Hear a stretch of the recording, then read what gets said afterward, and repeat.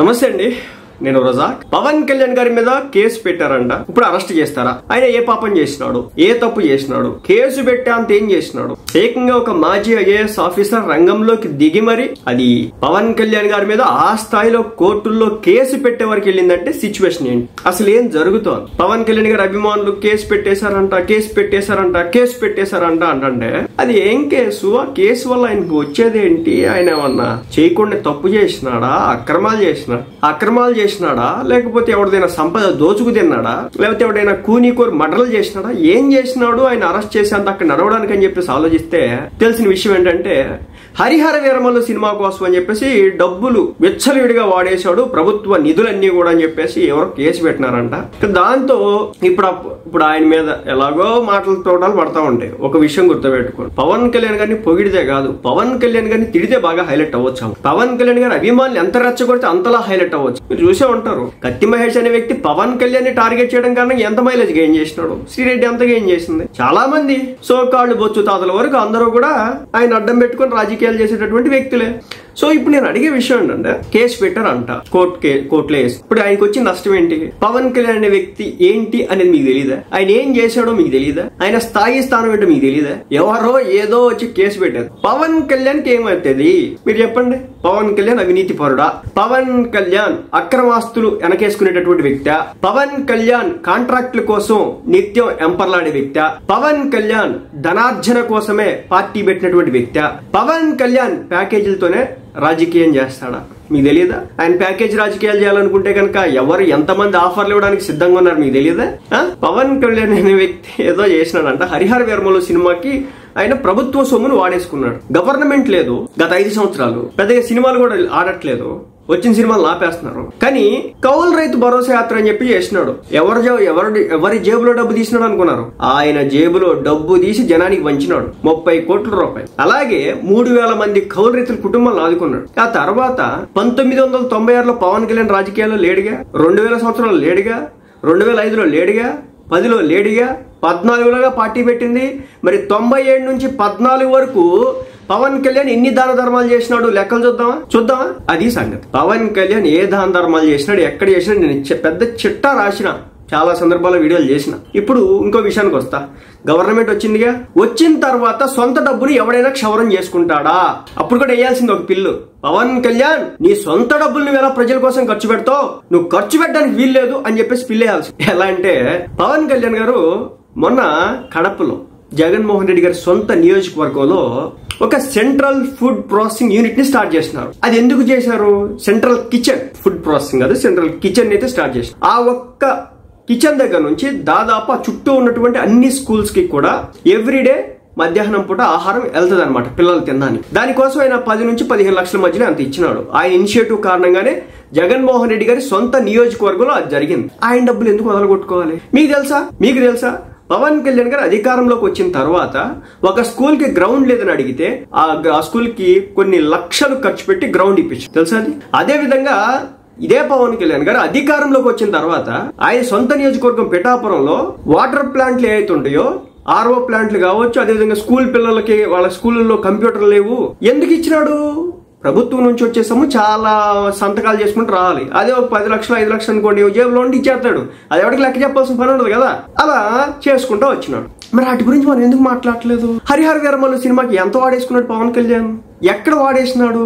ఏం చేసినారు? Pre release event అనేది ఎక్కడ జరిగింది? తెలంగాణలో జరిగింది. అది కూడా ఏదో శిల్పకళా వేదికలో చేసుకున్నట్టు ఉన్నారు. సో క్లోజ్డ్ రూమ్ లో చేసినారు. ఇంకొక విషయం చెప్పినా, ఒకవేళ ఆయన సినిమాకి సంబంధించి ఒక ప్రీ రిలీజ్ ఈవెంట్ జరుగుతుంటే ఎవరైతే అడ్వర్టైజింగ్ ఏజెన్సీలు ఉంటాయో అక్కడ అడ్వర్టైజ్ చేసుకుంటూ ఉంటారో వాళ్ళే పెడతారు సగం పైగా డబ్బు అంట. మొత్తం ఆల్మోస్ట్ వాళ్ళదే నడుస్తా ఉంటారు. అది అక్కడ పవన్ కళ్యాణ్ గారు చేసింది. మరి ఎలా దోచుకు తింటాడు? ఎలా తినేసాడు పవన్ కళ్యాణ్? ఆంధ్ర రాష్ట్రంలో పెద్ద ఏం చేసుకోలేదే.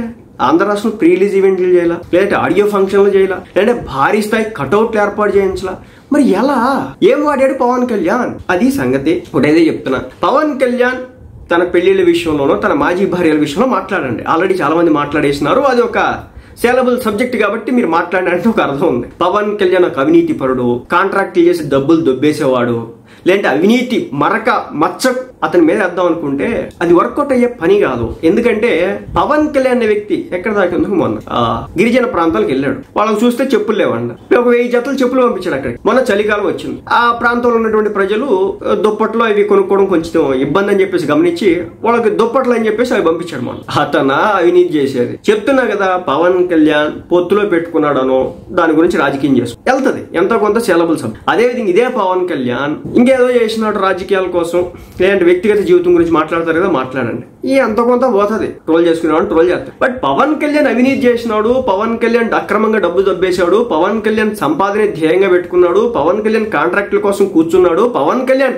జనం డబ్బు సొమ్ముని పందికొక్క తింటాకి కూర్చున్నాడు అని చెప్పేసి ఇలాంటి మాటలు అవుతుంటాయో అవి వెళ్ళవన్నమాట. ఎందుకంటే ఇన్నేళ్లుగా చూసినటువంటి వ్యక్తిగా చెప్తున్నా, పవన్ కళ్యాణ్ అనే వ్యక్తి రాజకీయంగా తన నిర్ణయాల ప్రకారం తన ముందుకెళ్ళిన ప్రజల డబ్బు సరే ఇదంతా కూడా పక్కన పడిందండి. పవన్ కళ్యాణ్ గారు Janasena party, TDP party, BJP కూటమి అధికారంలోకి వచ్చి సంవత్సరం దాటింది కదా. ఈ సంవత్సర కాలంలో పవన్ కళ్యాణ్ అనే వ్యక్తి ఇప్పటి వరకు ప్రభుత్వం నుంచి ఎమ్మెల్యేగా వచ్చేటువంటి శాలరీని తీసుకోవాలా? ఇప్పటి వరకు శాలరీ తీసుకోవాలి. ఎంతమందికి తెలుసు ఆ విషయం? ఆ శాలరీ ఎవరికి వెళ్తుందో తెలుసా? ఎవరైతే పిఠాపురం నియోజకవర్గంలో అనాథ బాలికలు ఉంటారో వాళ్ళ కుటుంబాలకి, ఆ పిల్లలకి ఇవ్వడం అయితే జరుగుతుంది. వాళ్ళకి దేవుడి పిల్లలని పేరు పెట్టి ప్రతి నెల కొన్ని 5,000 రూపాయల చొప్పున ఆ డబ్బులు పంచడం అయితే జరుగుతుంది. అది పవన్ కళ్యాణ్ చేస్తాను. మళ్ళీ చెప్తున్నా, పవన్ కళ్యాణ్ ని వ్యక్తిగతంగా టార్గెట్ చేయాలంటే పిల్లల విషయంలో టార్గెట్ చేసేయండి. ఏదే చేస్తారు కదా అదే చేయండి. ఇంకా అది తప్ప మీకు ఏమీ దొరకదు పవన్ కళ్యాణ్ విషయంలో. లేదా టీడీపీ పార్టీకి అమ్ముడు పోయాడనో, చంద్రబాబు నాయుడు గారికి అమ్ముడు పోయాడో, ఈ అమ్ముడు పోయిన కథలు నడపండి. అదన్నా కొంతమంది నమ్ముతారు, ఉంటారు అలాంటి బ్యాచ్ కూడా. బట్ అవినీతి చేసినాడు, అక్రమంగా ప్రభుత్వ సొమ్ము తినేసినాడు, ప్రభుత్వ సొమ్ముతో జల్సాలు చేసినాడు పవన్ కళ్యాణ్ అనేదంటే కనుక అది వెళ్ళే ఛాన్స్ కూడా లేదు. ఎందుకంటే అతను అలాంటి పని చేయడు. తెలుసో తెలియక చేసిన తన సొంత డబ్బులు ఇచ్చేస్తాను అలాంటి మనిషి అతను. కాబట్టి ఇప్పుడు ఆయన మీద కేసు పెట్టినా ఆయన మీద ఏం జరగదు, నిరూపించలేరు. అక్కడ దాకా వెళ్ళదు. వాళ్ళు కేసులు పెట్టుకుని ఏదో హైలైట్ అవడం తప్ప ఎక్కడ దాకా ఎందుకు. మన హరిహర వీరమల సినిమా అవుతుంది, ఇది మా స్టోరీ అని చెప్పేసి ఒక ఆయన వచ్చినాడు. ఏడు కనపడలేదే? సినిమా స్టోరీ చేసిన తర్వాత ఎక్కడున్నాడు? సో గాలి వచ్చినప్పుడు కాగితాలు ఆకులు ఎగురుతాయి, కాలిపోయాక సైలెంట్ అయిపోతాయి, అంతే అది. కాబట్టి ప్రతిసారి మీరు అడగడం ఏదో పవన్ కళ్యాణ్ గారు లాస్ట్ గవర్నమెంట్ లో ఉన్నప్పుడు రూఫ్ టాప్ ఎక్కినాడు కారుది, కేసు పెట్టినారు, ఏమైంది? మహా అయితే చలాన్ కడతాడు, అంతకుమించి ఏం జరుగుతుంది? లేదా పెనాల్టీ పే చేస్తాడు, అంతకుమించి ఆయనకి ఏం చేస్తారు? యావజ్జీవ శిక్ష చేస్తారు, ఊరు శిక్ష చేస్తారా? ఒకటి గుర్తుపెట్టుకోండి, ఇలాంటివి వచ్చినప్పుడు మనం చూసి నవ్వి వదిలేయాలి, అంతే తప్ప హైలైట్ చేయకూడదు. ఏదో హైలైట్ చేస్తున్నారు లేచిన కాడ నుంచి పవన్ కళ్యాణ్ మీద ఆయన ఎవరో కేసు పెట్టారంట, కోర్టులో కేసు. ఏమైతుంది?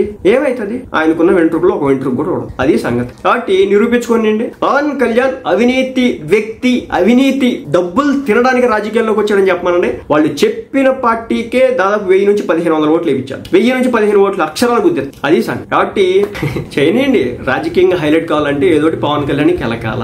పవన్ కళ్యాణ్ పట్టించుకోవడం ఎలాంటి ఆయన ఏంటో ఆయనకి తెలుసు. సో అది సంగతి అన్నమాట. ఇలాంటి వ్యక్తులు ఎంతమంది ఎన్ని కేసులు వేసినా కానీ పవన్ కళ్యాణ్ కి పోయేది లేదు, జారేది లేదు. సో దయచేసి మీరు రెచ్చిపోకండి. అక్కడ అదేం కాదు, మనం ఇన్ని చూసినాం, 10 ఏళ్లుగా రాజకీయాలు చూస్తున్నాం, ఇంకా గవర్నమెంట్ వచ్చి సంవత్సరం దాటిపోయింది, ఇంకా పద్దానికి వణుకుతాం అంటే కుదరదు అనమాట. చూసి నవ్వుకొని వదిలేయాలి, అంతకు మించి ఏం లేదా.